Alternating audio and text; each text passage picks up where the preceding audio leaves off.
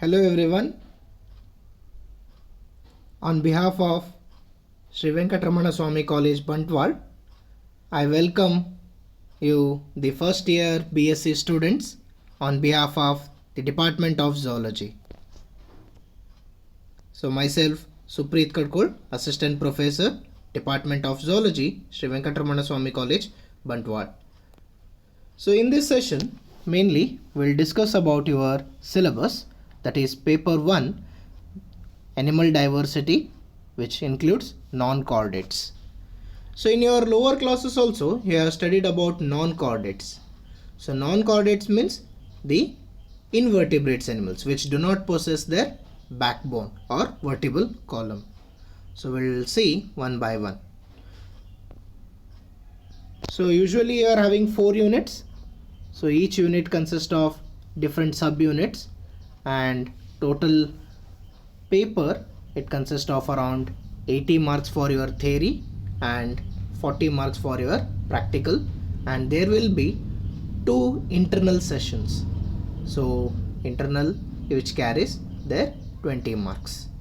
So coming to first unit, that is introduction, biodiversity and protozoans. So in that first unit, under that first subunit, that is introduction, here in this you will be studying about principle of animal classification, under that binomial nomenclature, linear hierarchy and criteria for animal classification, and body layers, coelom, body symmetry, metamerism, cephalization, and definition for the species, phylogeny and classification of animal kingdom up to the phylum level. So this will be covered in the first subtopic. And coming to second subtopic in biodiversity, here you will be studying about levels of biodiversity and types, that is species, genetic and ecosystem level of diversities. And under that you will be having concepts of biodiversity hotspots and biodiversity hotspots of India, which tells you about Western Ghats and Himalayas. And next, in next subunit, we will be studying about the protozoans, the general characteristics of this phylum and classification up to classes with the different examples and characters, and structure and life history of malarial parasite, that is Plasmodium vivax, and human parasite protozoan, that is Entamoeba histolytica. So these are the 3 subunits which comes under unit 1. Coming to second unit, that is Porifera, Cylindrita and Ctenophora. So in the first subunit, here you will be studying about Porifera, general characteristics of phylum and classification up to classes with distinctive characters and suitable examples. And also you will be studying about its histology, how they are made up of, and what are the types of spicules and canal system in sponges and systemic portion of Porifera. So this is how the first subunit carries. And coming to second subunit, there you will be studying about cylindrates and ctenophores. So general characteristics and phylum and classification up to classes with distinctive characters and examples, and polymorphism in hydrozoa with reference to Cephalia and Helistemma. And here you need to study about coral reef and what are the types like fringing, barrier, allot, and structure of correlate, factors which affect the coral reef formation, and what are the different types of theories which helps in formation of coral reef, and metagenesis in Obelia. And under that one small subunit you are having characteristics of Ctenophora and externals of Pleurobranchia. So these are the subunits which are present in second unit. Coming to third unit, here you will be studying about Platyhelminthes, Nematohelminthes and Annelida.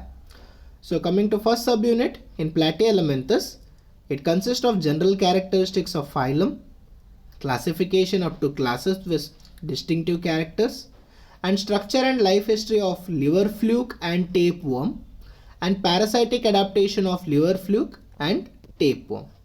So these are the topics which will be covered in first subunit, that is phylum Platyhelminthes. Coming to second subunit, phylum Nemathelminthes. So in Nemathelminthes, here you will be studying about general characteristics with suitable examples and characteristics, external characteristics, and the life cycle and pathogenicity of Ascaris and Vaucheria, that is filarial worm, and what are the different preventive measures. These are the topic which will be covered in second subunit, that is phylum Nemathelminthes. Coming to third subunit, that is phylum Annelida. Here you will be studying about general characteristics of the phylum and classification up to the classes, distinctive characters, and what are the suitable examples. And again there you will be studying about tuberculous adaptation in Sabella and what are the external features, circulatory systems, excretory systems, and life history of earthworm. So these are the subtopics which will be covered in the phylum Annelida. So this is about the unit 3. Coming to last unit, that is unit 4, this consists of Arthropoda, Onchophora, Mollusca, and Echinodermata. So in arthropods and Onchophora, you will be studying about general characteristics of the phylum and classification up to the classes with distinctive characters and examples.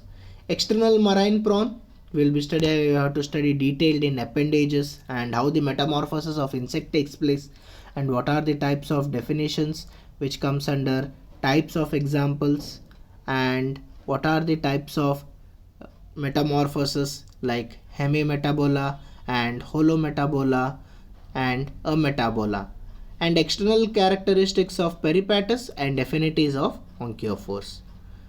Coming to second subunit, that is phylum Mollusca. Same thing, general characteristics, phylum and classification, and distinctive characters with suitable examples, and external features of Unia and Pila.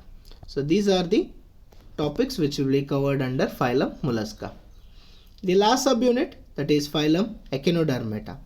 General characteristics of the phylum, classification up to the classes with distinctive characters and examples, and external characteristics of water vascular system in starfish, larval forms of Echinodermata, that is bipinnarial larva and Echinoplatus larva, auricularia and Deloria. So these are the different types of larval system which are present in Echinodermata. So this is about your first paper, that is non-chordates or animal diversity 1. So thank you.